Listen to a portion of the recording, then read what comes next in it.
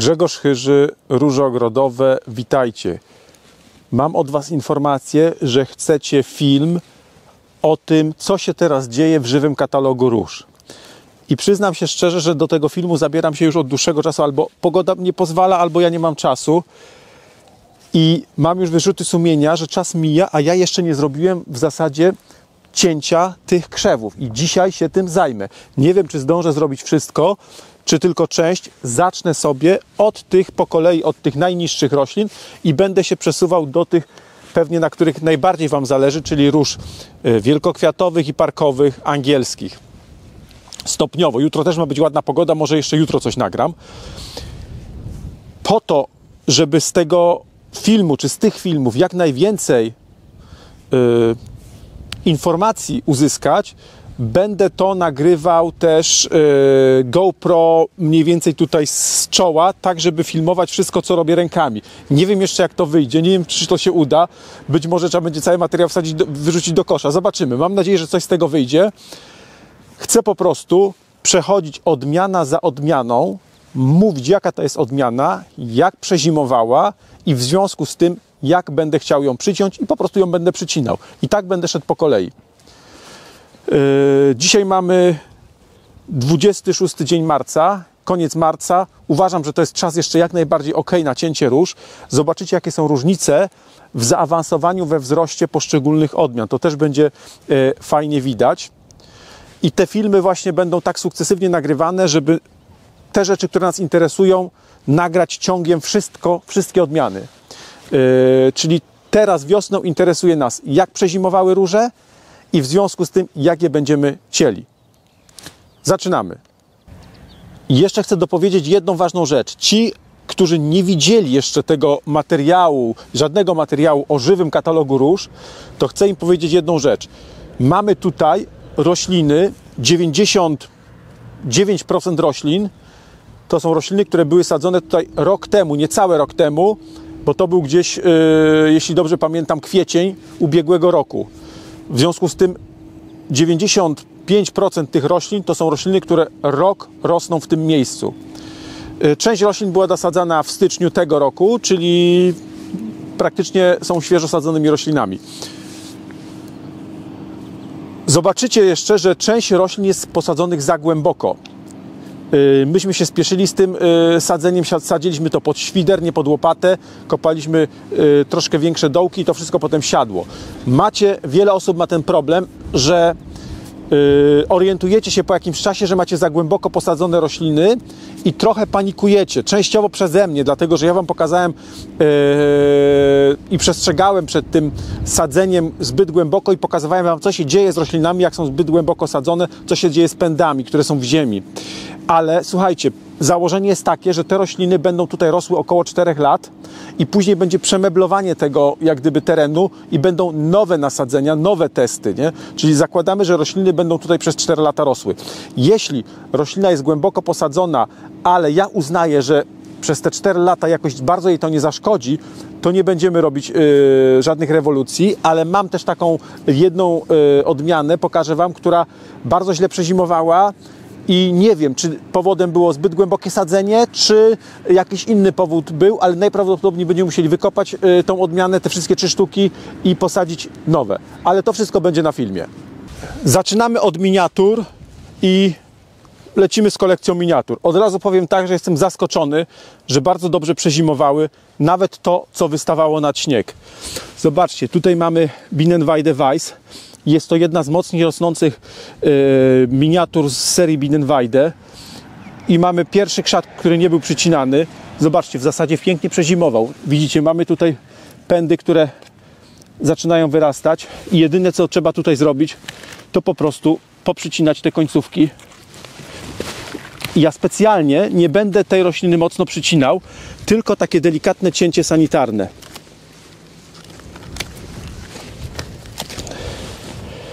Tu mamy nadmarznięty kawałek pędu. Normalnie powinienem tu zrobić większe czyszczenie, czyli wycinać te cienkie pędy i tak dalej, ale specjalnie tego nie robię. Mam takie założenie, że wszystkie odmiany, wszystkie róże z każdej odmiany, które nie zostały przycięte przed zimą, czyli po jednej sztuce z każdej odmiany, jeśli dobrze przezimowały, to będę je ciął bardzo delikatnie, prawie w ogóle. Czyli mamy tą przyciętą. Możemy sobie jeszcze zobaczyć, jak wyglądają te rośliny, które były przycinane.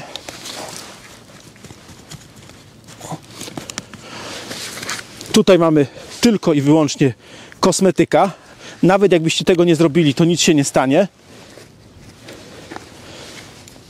I zostawiamy. Można by było to wszystko też czyścić z tych drobnych pędów. Tutaj. Ale mam kilka mocnych pędów. Ja tego nie czyszczę. Podobnie tutaj. Też w zasadzie nie potrzeba żadnego cięcia robić, tak? Następna odmiana.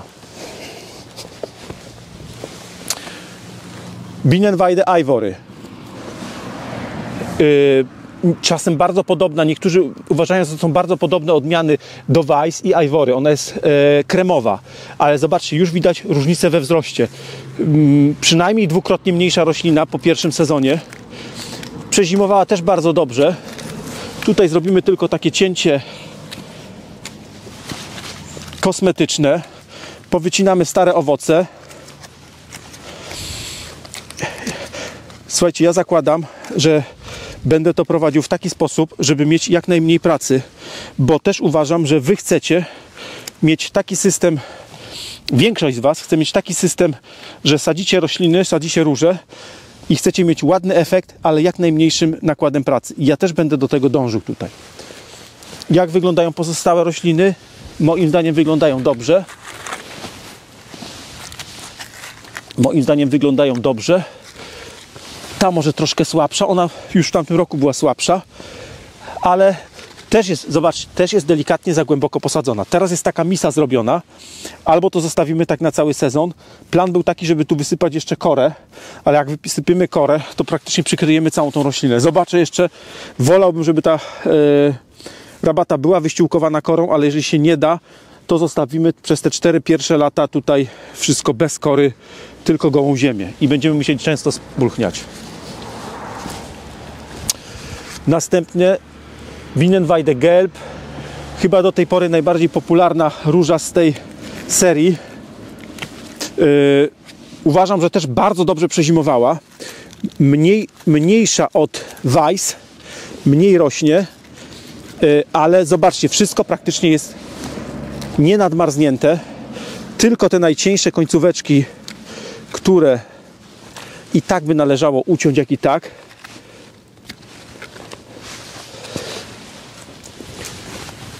Więc to wszystko, co jest brązowe, odcinamy. Odcinamy to wszystko, co jest brązowe, a resztę zostaje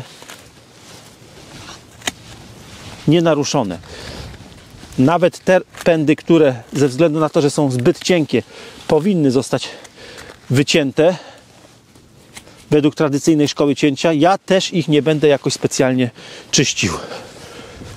Tutaj mamy roślinę przyciętą jesienią i też bardzo dobrze przezimowała. W zasadzie nie potrzeba robić żadnych poprawek. Podobnie tu.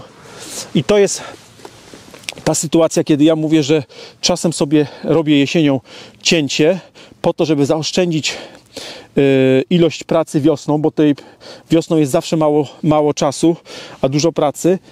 I tutaj to się sprawdziło, ale są sytuacje, kiedy się to nie sprawdza. Będziemy potem oglądać takie rośliny, które mam wrażenie lepiej przezimowały nieprzycięte jesienią niż przycięte, ale to po kolei.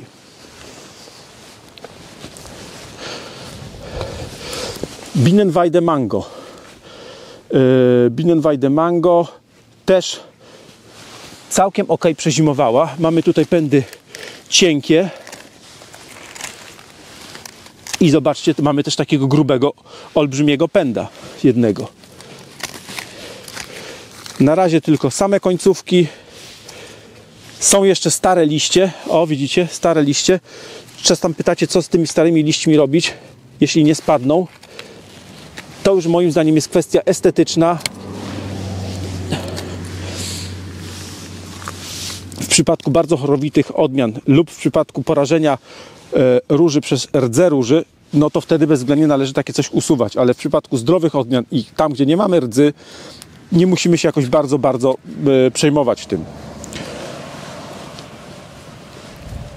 Tutaj mamy tą samą odmianę nisko przyciętą i tutaj mamy też tą samą odmianę niską przyciętą. Zobaczcie, że tu mamy dużo wolniejszy start tej rośliny. Fajnie, mocno biją nam tutaj te pąki śpiące. Super to jest. Nic praktycznie nie przemarzło. Tutaj tylko końcóweczka, tu końcóweczka i tu. Resztę wszystko jest ok. Zobaczcie, ta sama odmiana jak się różni zaawansowaniem we wzroście. Dobra, lecimy dalej. Następna odmiana. Bienenweide Frutti. Tu troszeczkę gorzej. W ogóle krzak się był mniejszy po pierwszym roku uprawy. Mniej się zagęścił. Tutaj tak szczerze powiedziawszy fajnie by było przyciąć tą roślinę mocniej, żeby ją zmusić tutaj do zagęszczania, ale na razie postępujemy według tego samego schematu. Mamy inne dwie rośliny nisko przycięte po pierwszym roku uprawy i zobaczymy, jak one będą wyglądały latem i jak one będą wyglądały za rok. Jak cięcie wpływa na rozrastanie się. Tutaj mam częściowo uszkodzone pędy. Widzicie? Najprawdopodobniej uszkodzone motyczką podczas okrywania albo rozgarnywania kopczyków. Normalnie bym to wycinał. Tutaj teoretycznie ten pęd może potem nam zacząć zamierać, ale nie przejmujcie się tak strasznie tym.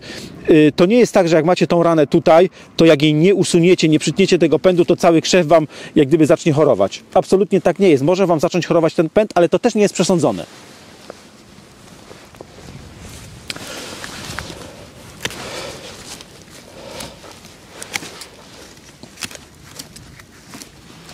Dobrze, tutaj mamy przyciętą roślinę jesienią. Bardzo fajnie się zachowuje. Podobnie tutaj, jeżeli mamy mieć to faktycznie przycięte rośliny, to bym wtedy wyciął właśnie te wszystkie najcieńsze roślinki. Tutaj mamy podobną sytuację. Też uszkodzony pęd w czasie rozgarniania kopczyka motyczką. Ja nie lubię takich sytuacji, staram się tego unikać, ale czasem takie rzeczy się zdarzają. I też nie będę wycinał tego całego pędu, bo w tym momencie nic tej roślinie nie zagraża, a ten pęd będzie pracował na to, że być może tutaj gdzieś dołem wyrośnie nam coś ładnego, mocnego. No i tutaj dochodzimy do największej porażki w całej tutaj tej serii róż miniaturowych Bienenweide Apricot. Zobaczcie, jedna roślina całkowicie padła. Bardzo była słaba po pierwszym roku uprawy. Druga roślina to samo i trzecia roślina walczy o życie tutaj. Były głęboko posadzone. Ta przeżyje, bo tutaj ładnie nam się tutaj zaczyna to zagęszczać. Natomiast te dwie będzie trzeba wymienić i wtedy już posadzimy je trochę płycej. Ja nie jestem do końca przekonany, czy to, że to tak wygląda, to jest efekt zbyt głębokiego sadzenia. Może te rośliny nie weszły w stan spoczynku. W ogóle to, że one tak słabo urosły przez ten sezon, też jest dla mnie podejrzane. Coś tu musiało być nie tak. Następna Bienenweide Bicolor i roślina przezimowała dosyć dobrze, ale to wszystko, co wystawało ponad śnieg, zobaczcie, jest zmarznięte, tak? W przypadku Bienenweide Weiss tego nie mieliśmy. Tutaj to jest przemarznięte, ale wytnę tylko to, co jest czarne, zgodnie z tą zasadą, że nie przycinam mocno roślin po to, żeby je zmusić do zagęszczania się, tylko staram się je zostawić tak, jak urosły po pierwszym roku i będę obserwował, co się będzie działo dalej. Jeszcze tutaj i to jest wszystko. To jest wszystko. Tu mamy tą samą odmianę przyciętą. Też widzę, że troszeczkę gorzej przezimowała. Bardziej sfatygowana jest niż inne odmiany z tej grupy. Zobaczymy, czy w następnych latach to się będzie potwierdzać, że ta odmiana troszeczkę gorzej znosi mrozy, bo w ogóle jestem zaskoczony, że seria Bienenweide tak dobrze sobie radzi Mam tam przed sklepikiem posadzoną kilka odmian z tej grupy i wszystkie na własnym korzeniu, bo tutaj część roślin też jest na własnym korzeniu, o tym Wam jeszcze nie mówiłem i o tym sobie będziemy mówić kiedyś w przyszłości, co ja o tym sądzę i dlaczego uważam, że niektóre odmiany powinno się sadzić na własnym korzeniu, ale ogólnie powiem Wam, że bardzo dobrze przezimowały te przed sklepikiem, wszystkie idealnie, praktycznie zero przemarzeń, poza jedną odmianą Bienenweide Hellroth, która końcówki miała czarne. Cała przezimowała, ale końcówki były czarne, a inne miały nawet zero końcówek czarnych. No i właśnie o Bienenweide Hellroth mówiłem. Nie wiem dlaczego, być może tutaj ktoś jeszcze jesienią to źle ciął, albo coś było nie tak z tą rośliną, bo ona powinna być nieprzycięta, a widzę, że ona tutaj jest mocniej przycięta i ją niestety musimy, mimo tego, że chciałem to robić jednakowo, to widzicie, nie zawsze tak się da zrobić. Tutaj sobie wyczyszczę to, ale zobaczcie, że następne dwa krzewy są już całkiem ładne. Całkiem ładne. Najprawdopodobniej on był cały przykryty śniegiem, dlatego też tak tutaj nie ma praktycznie zero przemarzniętych pędów. Ładnie się rozrasta. Podobnie tutaj.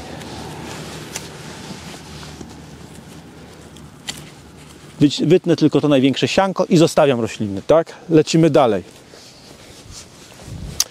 Bienenweide Rosa. Podobnie jak pierwsza odmiana, którą ciąłem, Bienenweide Weiss, Bienenweide Rosa należy, to są dwie odmiany, które rosną najmocniej z całej grupy Bienenweide, jak do tej pory. Tam mieliśmy część pędów bardziej pochylonych w Bienenweide Weiss. Tu mamy, widzicie, taki bardziej pionowy charakter wzrostu i będziemy to obserwować, jak one będą wyglądać w sezonie. Ja nie uważam, że Bienenweide Rosa ma pionowy charakter wzrostu. Ładnie się rozkłada. Mi się ten kształt tego krzewu bardziej podoba. I powiem szczerze, że jestem zaskoczony, że tak fantastyczna odmiana jak Bienenweide Rosa, ja nawet nie wiem, czy ona nie ma ADR-u. Tutaj nie mamy zaznaczonego, żeby miała ADR, ale jeśli dobrze pamiętam, to Bienenweide Rosa jako jedyna z całej grupy Bienenweide ma ADR. I jestem zaskoczony, że ona nie cieszy się taką popularnością, na jaką zasługuje, bo to jest świetna odmiana, niziutko rosnąca, bardzo długo kwitnąca, znaczy niziutko, gęsty krzak, nie bardzo wysoki, a gęsty i szeroki. W tym sensie niziutko, że szeroko. I to jest świetna miniatura, taka już na pograniczu okrywówek, podobnie jak Bienenweide Weiss. Ten pęd, który rośnie tak wysoko, on jest tylko ta końcówka przemarznięta. Zobaczcie, to wszystko wystawało nad śnieg i to nam nie przemarzło. Te pędy zaczęły wcześniej tutaj puszczać, pąki wyrastać w pędy, ale tutaj też nam to urośnie. Ale jak mam taką sytuację, ja mówiłem, że będę starał się tego w ogóle nie ciąć, ale tą końcóweczkę sobie już tutaj przytnę, nie? A tu mamy te rośliny wstępnie przycięte jesienią, też wszystko z nimi jest ok. Powycinam tylko te końcówki i będzie dobrze. Zobaczcie, widzicie tą wodę, która tutaj... O, to jest niepokojące zjawisko i ja już na to zwróciłem uwagę późną zimą, gdzieś w lutym, że przez to, że co prawda był mróz w lecie, był mróz zimą, nawet wysoki, bo minus 21 tu było, to w tym czasie była kołderka ze śniegu. I przez to, że była kołderka ze śniegu, to ta gleba nie przemarzła. W tym sensie, że nie zrobiła nam się ta struktura, która powinna być. Natomiast ilość opadów deszczu, które były od listopada do marca, była tak duża, że to wszystko się po prostu tak sklepało. I w zasadzie problemem będzie tutaj napowietrzanie w tym sezonie, przynajmniej tych pierwszych 10 cm tej górnej warstwy podłoża. Później głębiej już to podłoże jest bardziej normalne, ma tą swoją strukturę, ale ta wierzchnia warstwa jest mocno taka zlana, uklepana, szczególnie tutaj właśnie, gdzie mamy glinę.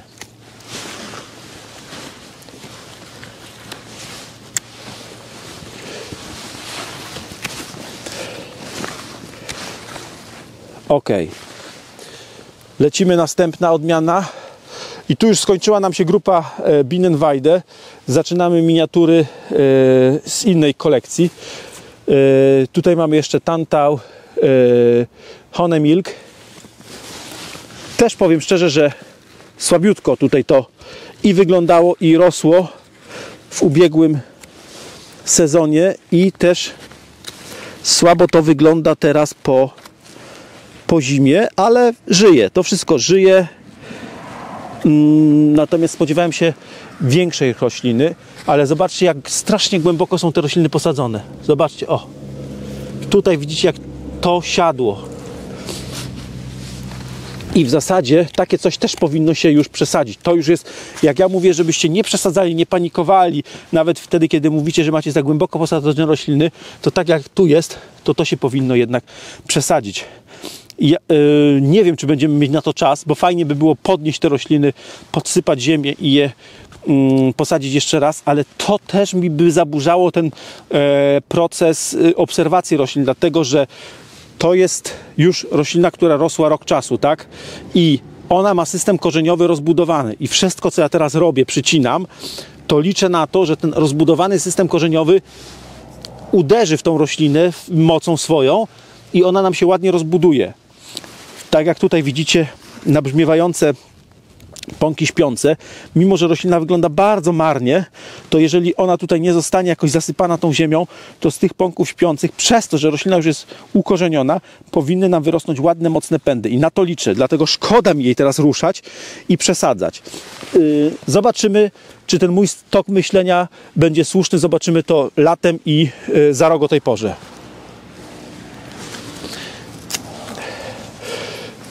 Odmiana Schneckischen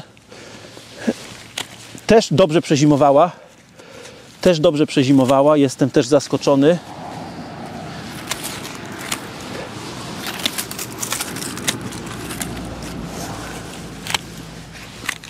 Tylko taka kosmetyka. Tutaj mam już tak bardziej klasycznie przyciętą tą różę i wszystko jest ok. Wszystko jest ok. I tutaj też.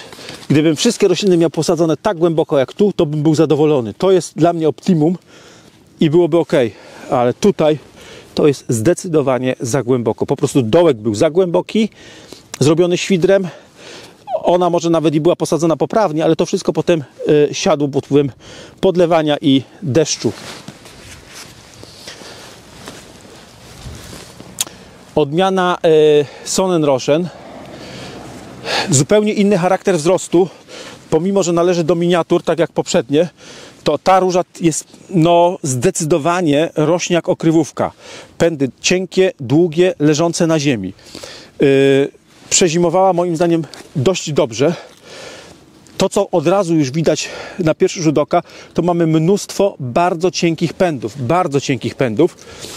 I w przypadku Sonnenrosen uważam, nie ma potrzeby tego jak gdyby czyścić, usuwać tych cienkich pędów, dlatego że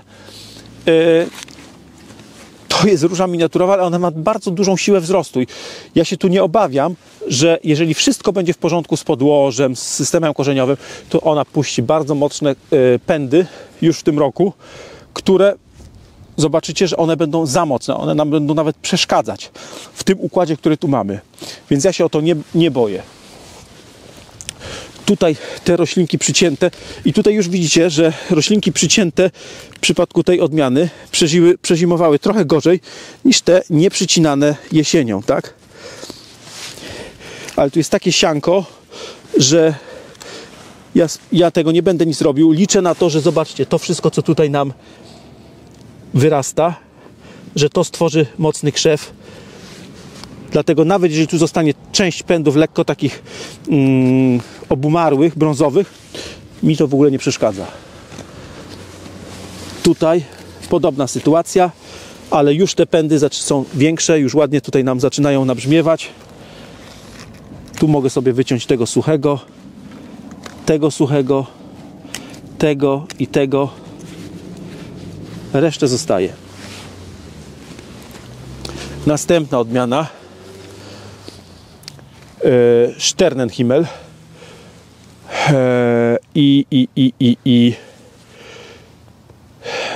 co? Bardzo dobrze przezimował, moim zdaniem. Mamy tylko końcóweczki. Zobaczcie, mamy takie lekko żółtawe listki. Widzicie? O, coś takiego. Ale one są tutaj u góry. Tutaj liście są normalnie zielone, tak? O czym to świadczy? To może świadczyć o tym, że gdzieś tutaj poniżej pęd lekko nadmarzł. Na nadmarzniętych pędach właśnie często pierwszym objawem, który widać na wiosnę, jest to, że liście nie mają normalnego koloru, tylko są jakieś tam blade. Wy możecie myśleć, że to jest objaw niedoboru jakiegoś składnika, czy ogólnie objaw niedoboru nawozów, a tak naprawdę jest to problem przewodzenia przez ten fragment pędu, który jest nadmarznięty. On nie zmarzł całkiem, ale nadmarzł. Roślina żyje, ale nie funkcjonuje w 100% prawidłowo. Czasem się zdarza tak, że to potem wraca do normy i wszystko jest ok, a czasem się zdarza tak, że to nie wróci już do normy. Ponieważ ja tutaj nie mam jakichś tam sentymentów, mogę sobie to spokojnie wyciąć. Niech zostaną tylko tak naprawdę zdrowe, nieprzemarznięte pędy. Przy tych miniaturach jest właśnie dużo takiej zabawy, jeśli to chcemy w ten sposób robić, bo tej drobnicy, tych końcóweczek pędów, które są lekko nadmarznięte czy uschnięte, czy nawet mają resztki kwiatostanów z zeszłego roku, które należy usunąć, jest dużo, więc tego dziubania sekatorem jest dużo, no ale niestety trzeba to zrobić. Znaczy warto to zrobić, ale jeżeli tego nie zrobicie, to roślinie się nic nie stanie, ona spokojnie sobie poradzi, będzie rosła. Tutaj mamy też Sternenhimmel przyciętą i tutaj tak samo i na razie je zostawiamy, nic z nimi nie robimy. Jeżeli będę miał czas, to w maju będę ingerował w którąś z tych roślin, ale to Wam potem będę mówił jak i po co. Tu mamy, co my tu mamy? Nie mam tutaj etykiet. Nie mam tutaj etykiet i nie wiem, co to jest. Nie wiem, czy to nie jest czasem wspomnienie lata. To może być wspomnienie lata. Chyba tak. Tak mi to wygląda. Zobaczcie, jakie tutaj już okazałe roślinki urosły. Roślinka niecięta.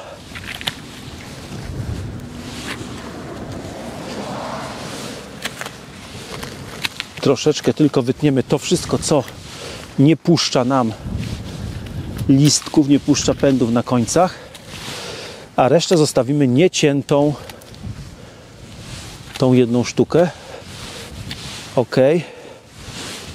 Ok. Zobaczcie, jedna z najmocniejszych tutaj roślin, porównywalna trochę z Bienenweide-Weiß, ale jeszcze wyższe pędy, jeszcze bardziej pędy sztywne, rosnące do góry, nie tak poziomo jak tam. Bardzo ładnie przezimowała, to trzeba przyznać. Lecimy dalej, tu mamy tę samą odmianę przyciętą, wszystko jest ok. Można by wycinać te drobnice, ale ja nie ingeruję i tak widzę, że tu ładnie nam zaczyna dół też żyć, rosnąć, także mocne pędy wyrosną, a ta cienizna nie będzie temu przeszkadzać. Tutaj minimalnie sobie tylko zrobię takie coś. Też bardzo dobrze wszystko gra. Końcóweczki pędów, takie, które wyglądają na to, że mogą być uszkodzone, mogę sobie wyczyścić. Niektórzy z Was są na to przewrażliwieni i muszą mieć wszystko docięte do zdrowego. Tutaj już widać, jak ładnie nam zaczynają wyrastać nowe, mocne pędy. Następna Lavender Ice. Powiem szczerze, że wydawało mi się, że to może być jedna z bardziej wrażliwych na mróz odmian, dlatego że to jest taka nietypowa miniatura z dużym kwiatem, z jakimś powinowactwem do róż wielkokwiatowych, które gorzej zimują, i częściowo się to potwierdza, dlatego że widać, że to wszystko, co było nad śniegiem, jest uszkodzone przez mróz i te najcieńsze pędy też są uszkodzone, więc tu musimy zrobić czyszczenie.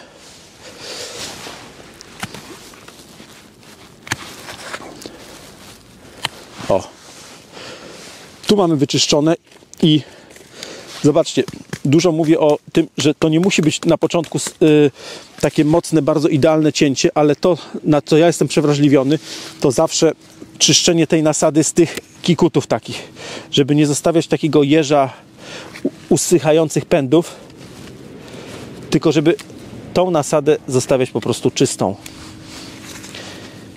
O. Tak jak teraz. Ja to lubię tak zrobić. A nie będziemy się bawić z tą. Może kiedyś sobie tutaj założymy ją z powrotem, ale mamy tabliczkę, jest ok. Tu mamy wszystko w porządku. Też tylko sobie delikatnie tu sprawdzę. Tutaj też znowu mam uszkodzony pęd. Mogę go wyczyścić. Mogłem go też zostawić. Tu jest wszystko ok. Tutaj.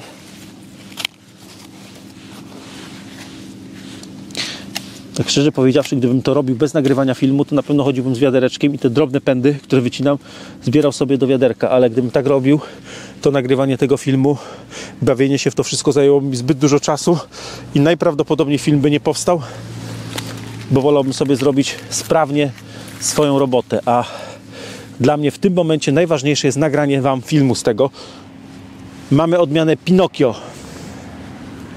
Odmiana, która mnie się osobiście bardzo podoba, bardzo. I uważam, że ona ma olbrzymi potencjał. I to, co mnie cieszy, to widzę, że dosyć fajnie przezimowała, choć pędy, które wystawały nad śnieg, a to jest już akurat z Charmanta, to nie, ale tutaj, o, i częściowo uszkodzony, tutaj częściowo uszkodzony, tu. Trudno powiedzieć, czy to jest tylko i wyłącznie to, co wystawało ponad śnieg, czy z jakiegoś innego powodu, ale coś tutaj trzeba było wyciąć więcej niż w innych na przykład odmianach, ale i tak zostaje nam dosyć okazały krzaczek. Dosyć okazały krzaczek.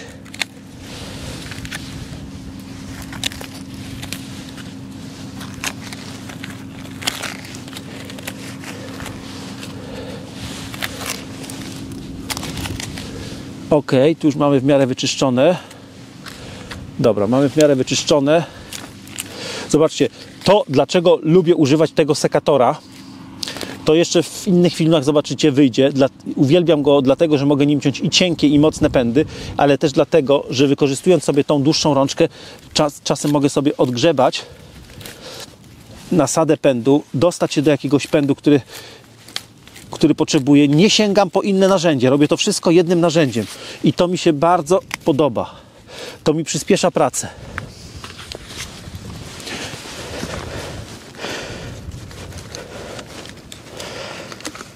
Tutaj trzeba już bardzo uważać o tej porze, żeby sobie tych pędów tutaj nie uszkodzić poprzez usuwanie ziemi z nasady krzewu.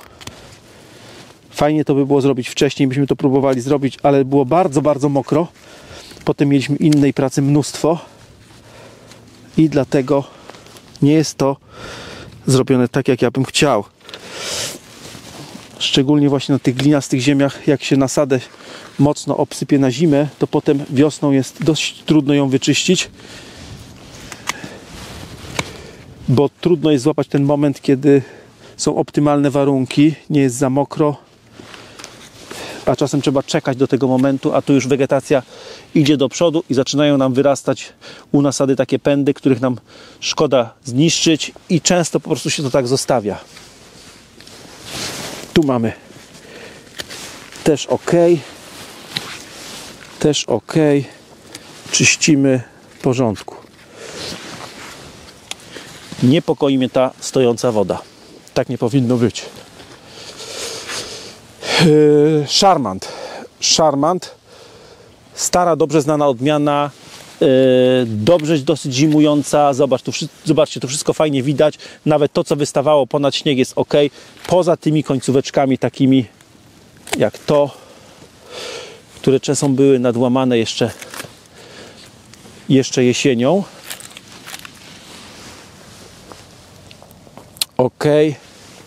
Ok. Nie mam żadnych uwag. Wszystko w porządku. Tu rośliny przycięte. W tym momencie wyglądają trochę gorzej. Ale na razie mnie to w ogóle nie martwi. Jedynie co, to wyczyszczenie tej nasady. Czasem boicie się o to, że cięcie jesienią, skracanie pędów powoduje, że przez te rany łatwiej pędy marzną. Zobaczcie, ten pęd tu jest jakoś uszkodzony, ale to nie jest uszkodzenie mrozowe, to jest uszkodzenie mechaniczne.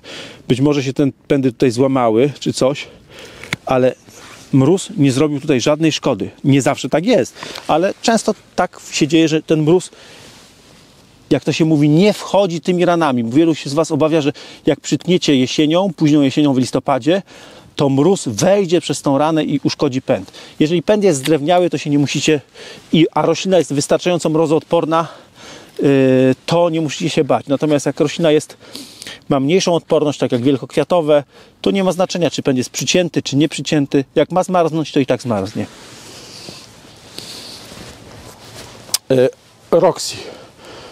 Roxy podobna do Charmanta, też bardzo fajna róża i też bardzo fajnie przezimowała. Tą końcóweczkę sobie wytniemy. Tutaj te najdrobniejsze rzeczy sobie usuniemy. W zasadzie to są pozostałości kwiatostanów z poprzedniego roku. Ja lubię zostawiać właśnie takie krótkopędy.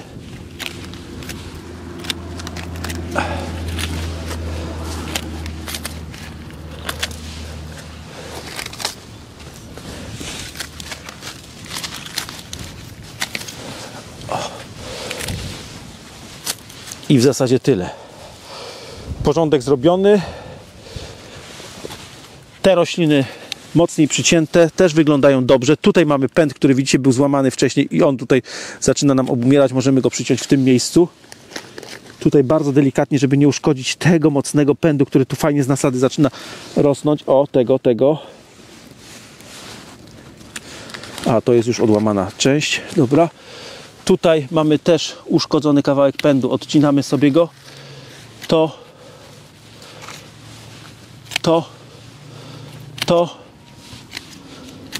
I też zostawiamy resztę. Tu jest ok. Tu jest wszystko ok. Lecimy dalej. Mandarin. Już widać, że troszeczkę gorzej przezimował. To wszystko, dotąd pewnie był śnieg. To wszystko, co wystawało ponad śnieg, widać, że jest martwe. Albo prawie martwe. Usuniemy to. I mamy roślinę przyciętą praktycznie tak samo, jak te, które były cięte jesienią.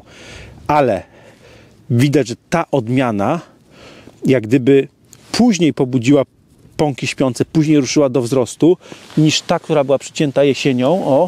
Dlatego, że zobaczcie, tutaj mamy już mocne przyrosty, takie 5-centymetrowe.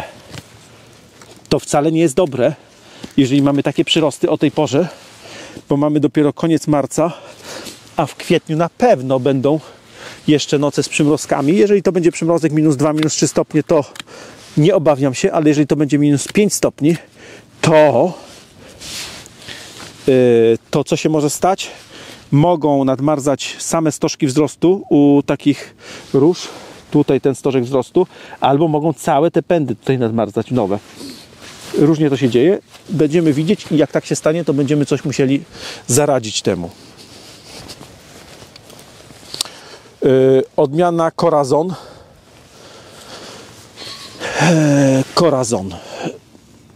Dość dobrze przezimowała, może nie idealnie, ale dość dobrze. Zobaczcie, tutaj nawet mamy pęd, który wystawał ponad śnieg i tu wszystko cały czas rośnie. Tu mamy taki fragment, który wygląda podejrzanie, ale to może być gdzieś jakieś jeszcze zakażenie tego pędu przez mączniaka rzekomego. To tak może wyglądać gdzieś jeszcze latem ubiegłego roku lub jesienią. I często to tak wygląda. Może się Wam to kojarzyć z przemarznięciem. Możecie to zostawić, możecie to przyciąć w tym miejscu, jak chcecie. Ja przez to, że chcę robić to doświadczenie żeby jednej rośliny, jak tylko mogę, nie przycinać jej mocno, zostawię to. Wycinam tylko to, co jest suche.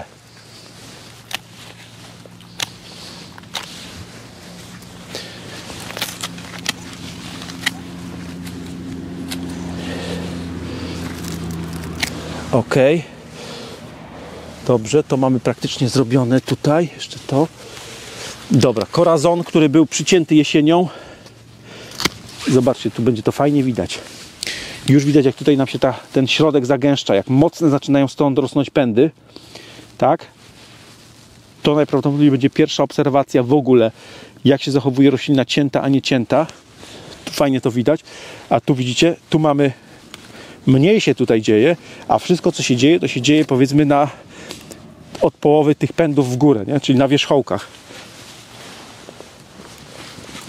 Ale zobaczymy, jak to będzie wyglądało dalej w ciągu lata. Odmiana Zwergenvieh. Też Wam się bardzo podoba ta odmiana ze względu na kolor wyjątkowy. Podobna do odmiany Mendy, którą mamy tu obok.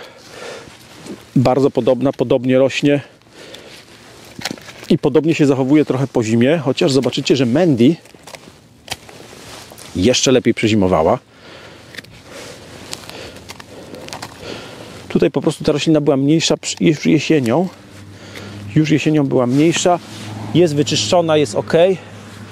Tu mamy przyciętą roślinę jesienią. Praktycznie nie muszę tu nic robić. Wszystko jest ok. Wszystko takie z grubsza cięcie, które było robione, wystarczające. I następna roślinka praktycznie to samo. Wszystko bardzo dobrze. Tutaj końcóweczka jest ok. I następna róża Mendy. Tak jak powiedziałem, bardzo podobna do Zwergenvieh. Super przezimowała. Super przezimowała. Jedna z najlepiej zimujących róż miniatur w ogóle tutaj. Mamy praktycznie tylko do usunięcia resztki kwiatostanów. Nic więcej. A tych resztek jest dużo, bo tych kwiatów było tutaj dużo. Obficie kwitła, ładnie urosła. Roślina pełna wigoru. Ciemna czerwień z takim czasem zabarwem na kwiatkach bordowym.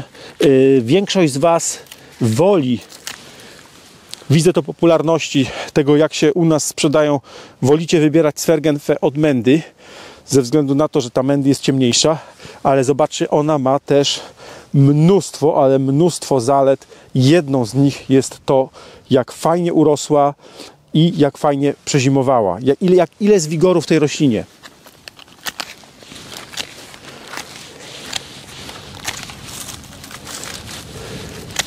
Dajcie znać, kto z Was ma Mendy w ogródku i co sądzi o tej odmianie, jakie ma plusy według Was i jakie ma minusy, co Wam się nie podoba.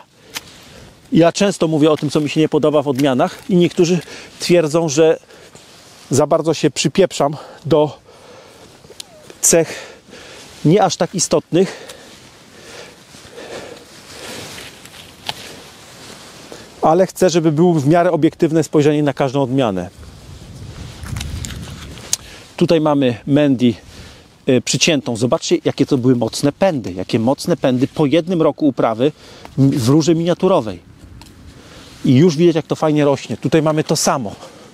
Tutaj mamy to samo i tutaj jeszcze nam konkuruje z tym mniszek, którego sobie tak na razie prowizorycznie usuniemy.